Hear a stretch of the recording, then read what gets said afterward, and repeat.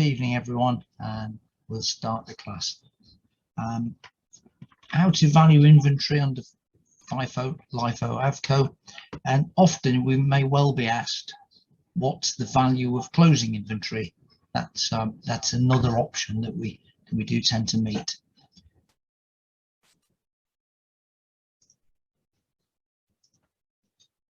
Very popular topic with examiners. Usually we'll be given fairly sparse data that will tell us what inventory we've got at the start. We might well be given a total value, or we might be given a unit cost. Often we'll have to work that out for ourselves. Straightforward enough, but you must keep your workings in the right order.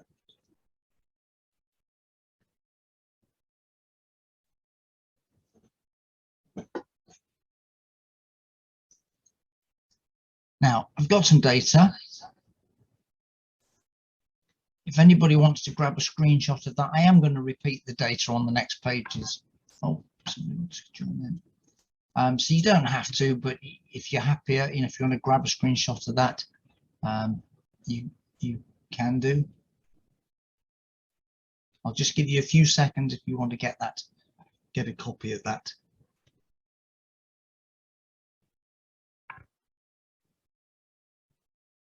Right, okay.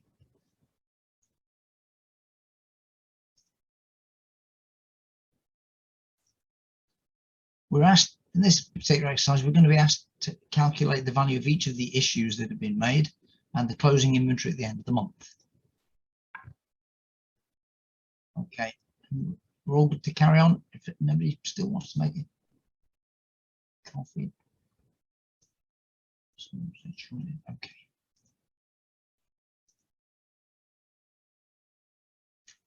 So we're going to start with FIFO, and the trick with FIFO is we use lots of extra lines in the workings. The template we're given to put our answers in has only really got one box for each line. That isn't enough. What we're going to do is not combine the new and the old, but we keep them separate. You can almost picture it as if you've got a shelf of items, and each price level is a different section on the shelf.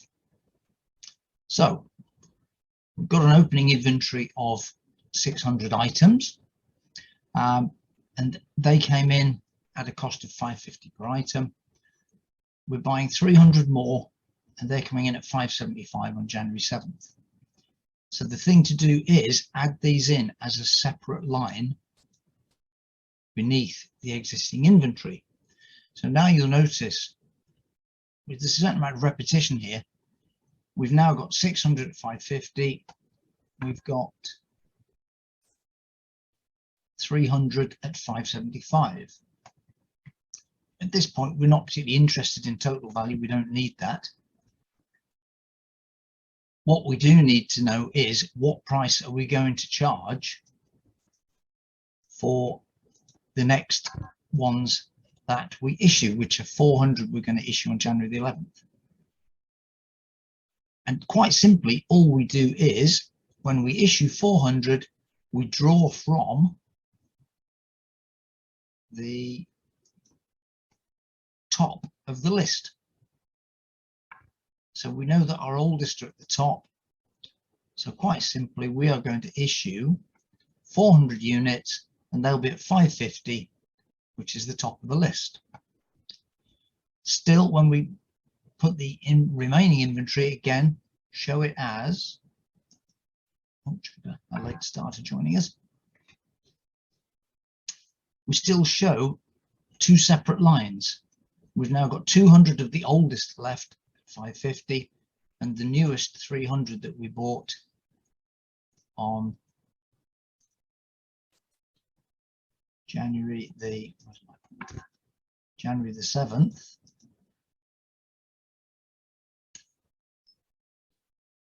Are the bottom of the list. Next thing happens, January 18th, more units arrive. Again, add them to the list. Here is where you do need to use plenty of rough paper, because you'll see there's a lot more figures here than we can fit in a typical template. So we now have oldest 200 at 550, then 300 575, newest 200 at £6. When we make an issue on the 26th, once again, we simply draw from the top of the list. Now, the first ones we're going to issue are the oldest 200, which are top of the list, 200 at 550. We're then going to issue another 300 at 575. We're then going to issue, that's 200, 300, that's 500. We need another 100. And they come from the newest ones received, which leaves us just with now 100 at £6. Last transaction for the month is a final receipt of another 350 units, which takes place on the 31st. Once again, add them to the bottom. Now, there's a useful check that you should always make at this point. And this check will apply whichever method of pricing your issues you use. And that is that the value of what you had at the start, plus the value of what you've bought, less the value of what you've issued, is equal to the value of closing inventory. And that sounds quite obvious, but you'd be surprised how easy it is to finish up. If you've made an error, you end up with figures that don't balance. Somebody joining us. So let's just do that exercise. Our opening inventory, 600 at 550, 3,300.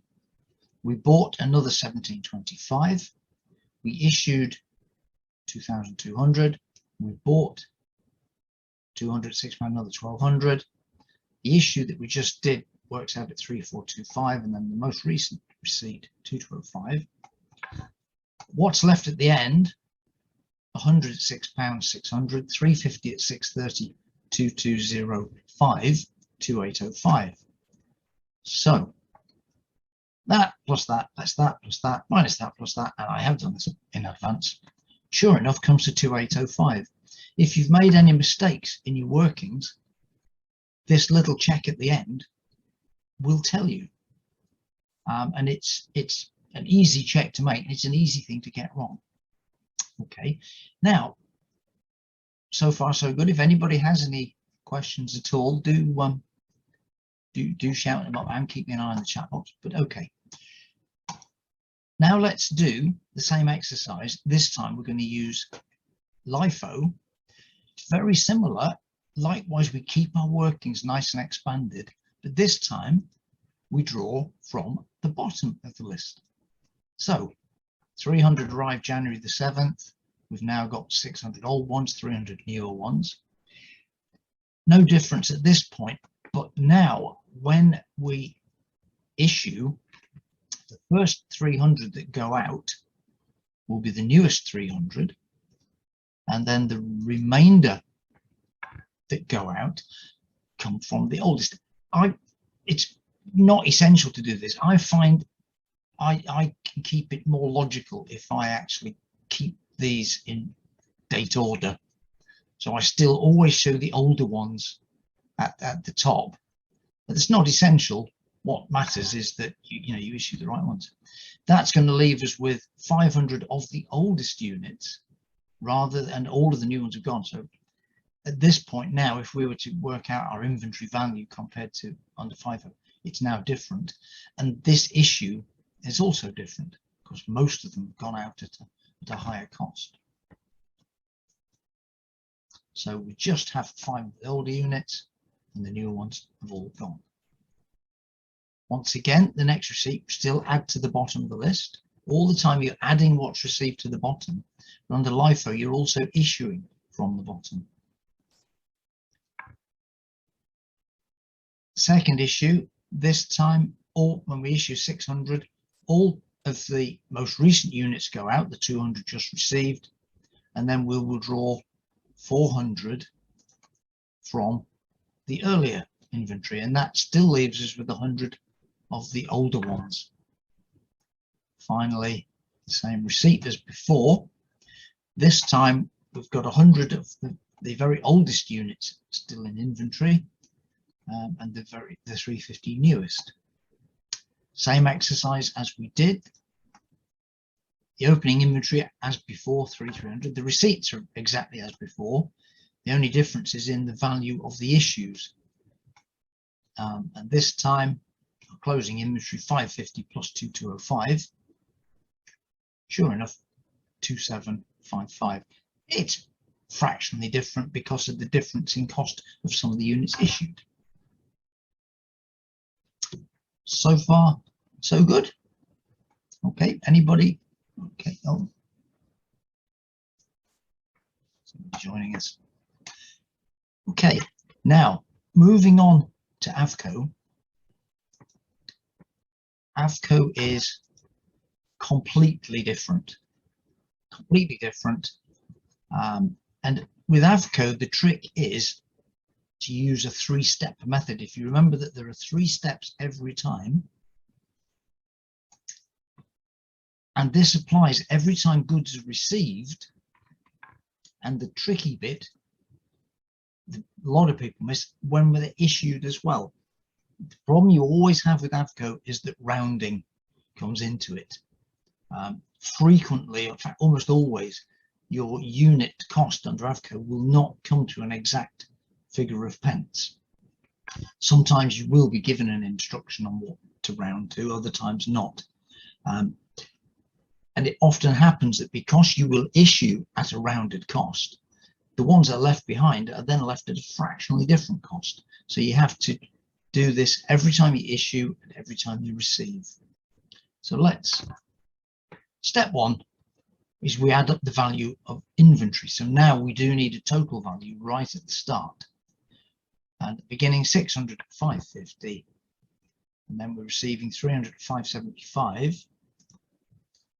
We have a total inventory value, 3,300 plus 1,725 of 5,025. So that's step 1, total value of inventory. Step 2 is to add the units, 600 units plus 300, 900 units. Step 3 is divide one by the other, £5,025 divided by 900, 5.583. It actually isn't exactly 5.583, of course. It's actually, so it's probably a recurring number. Yeah, it's actually 5.583 recurring. But, you know, you're not going to type 10 digits into your system every time. You'll sometimes be told, it is invariably a compromise. My rule of thumb is to work to 4 significant digits, by which I mean if we've got like a number of whole pounds and then 3 decimal places, if the price of this was in the region, if this was say £558 a unit, I would work to £558.30. So 4 significant digits means four numbers either side of the decimal point. But it's generally speaking that, I mean, this is a third of a penny. We're not going to be far wrong on 4 digits, but you may well be told work to the penny, work to the pound. Again, read the instructions if it's an assessment question. So next thing, could it be a big decimal in the exam? In answer to your question, Nicholas, almost always you will get awkward figures, unless the examiner is feeling kind and takes the trouble to fiddle with the numbers till it comes out to a nice neat £3.50 or whatever. It may well come out as a weird number. And if you're not told work to the penny or whatever, then work to 4 places. Very wisely, AAT don't give anybody any insight into the exact questions in an exam other than the AAT and the people who do the software. But certainly from back in the day when I did AAT exams, the numbers tended not to be particularly friendly. Now, time comes to do an issue. Aha, yeah, I nearly forgot this point. The nature of an average is that it's not the highest and it's not the lowest. So if you do this calculation and you've got some at 5.50 and some at 5.75, and you work out your average to be £5.90, check it again, because the figure you come out with has to be between the lowest and the highest. And if you've keyed a digit in wrong, which is so easy to do, be on the lookout for that. Just it's that what we call a reasonableness check. And in this case, 558 is somewhere between 550 and 575, and it's nearer to 550, which makes sense because we've more units at 550 than 575. So do always check that that figure is somewhere between highest and lowest. Again, you'd be surprised, I've seen that wrong so many times. So we're going to make an issue, and it's 400 units at 5.583, which comes to 2,233. I've rounded that to a whole pound. You have to make a decision on it. You just can't work on numbers that wide. Now, same three steps. Step one, calculate the total value. This has gone down from 5025 less 2233, 2792. What you don't do is work out your total value by multiplying number of units by unit cost. It must always be the case that the value that you had, 5025, minus what you've issued, must come exactly to your new total inventory. If you don't do it this way, you can end up with a pound or two difference due to rounding. Step two, once again, number of units, 900 less 400 leaves us 500.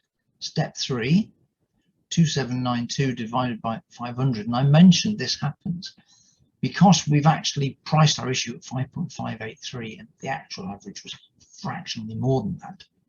This has caused our new average to change very slightly. AVCO is messy. So when this happens, don't think you've done something wrong.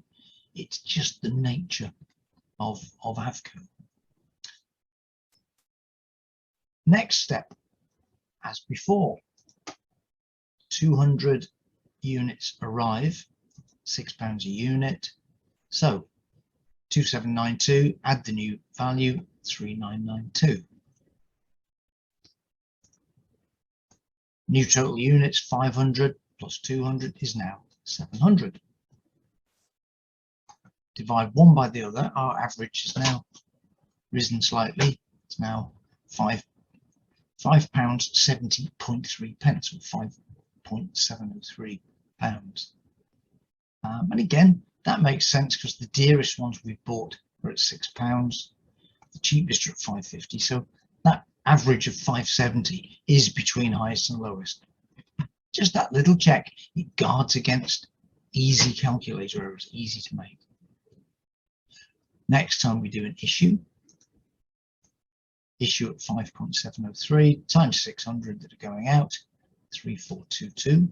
Once again, 3992 less 3422, £570. 700 units less 600 units, 100 units, and a fairly easy calculation. It's a nice, neat £5.70. You may get a kind examiner who's taken the trouble. You may get an examiner who has taken the trouble to juggle the figures so that your answers come out neat, but it's by no means guaranteed. So final step is that 350 received at £6.30. That's another 2,205. Add it on, 2775. Number of units is now 450. One over the other, 6.167 is our closing unit cost. But once again, do the final check. 3,300 opening inventory, received, issued, received, issued, and received. Just gives you that little bit of assurance that you've not made a fairly obvious calculator error, and that is easily done. That's the mechanics of how you do it. It's probably just, I've got a few more things that are worth a mention, just a few final thoughts. When we talk about issuing on a FIFO basis, a LIFO basis, it doesn't physically mean that we've got, say we're doing LIFO, so last in, first out. It doesn't actually physically mean we've got this pile of inventory at one end of the shelf that's been there donkey's years, rotting away. In physical terms, we will actually physically always use up the oldest inventory. This is just a costing method. It's just a way of determining how much it has cost us to make the issue. And it's worth exploring why we need different methods and what's the value of this. Surely what you've bought is what you've bought. And you said about physical cost methods. This is what I said, the oldest ones will be issued. So what are they useful for? First in, first out is when do we need first in, first out? First and foremost, if you're producing sets of accounts, you are calculating your taxable profits. In fact, the law says that you have to use first in, first out for your financial accounts. So it will always be the case that it will be deemed that the inventory that you've used is at the oldest price. What you've got left is the newest. That is just a requirement by law. Now picture a situation where you've got some items in inventory which you've had for a long time, and an opportunity comes along to make a sale. You get an inquiry and it's like, we need 100 of these. Oh, we've got 100 of those. How much can you sell them for? When we're deciding what price we should sell at, the cost that we should really look to base that decision on can be whatever we paid for them, because we're not going to replace them. So as long as we cover that cost, we're turning old unwanted inventory into cash. Even if in the meantime the replacement cost of those items would be a lot greater, we don't need to worry about that because they're not items we're going to replace. This is a one-off order. We're getting rid of something that we've had for a while. So in that situation, it makes sense. We're just going to use FIFO. We're not interested in replacement cost. But that's not going to work if we have a different situation where we've got old items in our warehouse. Somebody comes along and says, I need 100 of whatever those items are, and I want another 100 every 2 months for the next 3 years. Now, when we're making a decision on what price we need to charge and what it's costing us to supply those goods, fair enough, the ones we've had a long time, we may have got cheaper, but we need to base our price on the replacement cost. So when we're looking at what the order is worth to us, we're going to have to pay out replacement cost. And under those circumstances, then it makes sense to base our cost on what we're actually buying them for at this point. AVCO is useful if you have an item that you buy frequently, you sell frequently, and the price fluctuates all the time, up a bit, down a bit, up a bit, down a bit. But you want to have a standard cost. You don't really want to have to work out that, well, 20 of those came in at this price and 30 came in at that price. If you're using an average cost, then it's much easier if it's just one figure and you review it each time you're buying. But every time you're issuing, you may be buying in thousands and issuing in ones, twos, tens, whatever. So that's when AVCO is more useful. But I would stress these are really only for management accounting purposes when you're working out what your product has cost to produce your financial statements, then the law says like that. It says FIFO anyway. That's as much as I wanted to say tonight.